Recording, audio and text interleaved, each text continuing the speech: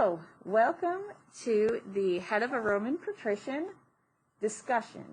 I'm Mrs. Morin, and I'm here with Mrs. Wyatt. And let's go ahead and begin with the artist for this piece. It would be actually unknown. We don't know who made this one. And then the historical period, obviously, ancient Rome in the ancient Mediterranean. And then materials and techniques. We're talking about carved marble here. And then, Mrs. Wyatt, would you like to go ahead and talk about the intended purpose?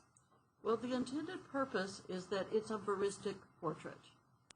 So with a veristic portrait, they're looking for gravitas, which is the seriousness of the mind, and they're looking for virtue also, which is more doing with a moral code. It's important to note, too, that this would have been a status symbol for this patron here. And with that, let's talk about the patron. This is a male aristocrat. Yes. And something to note, too, is that they exaggerate the wrinkles in the features here. And that seriousness, it comes with the type of portrait it is. Right. So he would have looked like this, but he also is probably not as wrinkled with that serious of a expression all of the time. Right.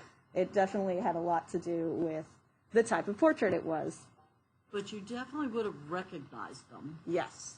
You would have been able to say, oh, that's Uncle Joe. Yes. Even though there's a little bit of exaggeration, it still is a pretty good portrait. So we're moving really far away from that idealism from the Greeks. Exactly, yes. And then the audience would have been the people who had this after he died, so it would have been his family members. And they would have put it up kind of like you would put up a portrait of your, grandparents or your family. And it was also to show off his status, so we can assume that, he had political rivals, maybe colleagues that would have looked at this and been like, oh yeah, he had the money to make this portrait. Right. They would actually even carry these in parades. Yes. So they would have all of the elite get together and parade around, and they would carry their family members, and it would show how important they were. That would have been a crazy sight to see, Yes, a bunch of dead old man portraits with very angry scowls on their face. We were talking about how creepy I think this looks. Can you imagine having this on your mantle at home? No.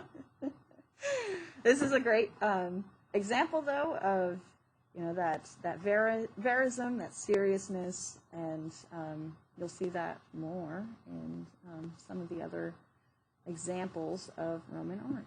Yes. So that's everything for today, and thank you for watching.